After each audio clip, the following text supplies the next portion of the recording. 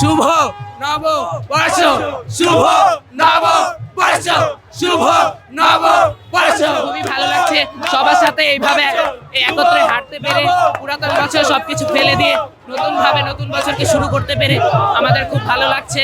আমরা সবাই একত্রে এইভাবে হাঁটছি, সব ধর্ম জাতপাত সব ভুলে সবাই এইভাবে একত্রে হওয়ার মানে এটাই একমাত্র সময়। এটাই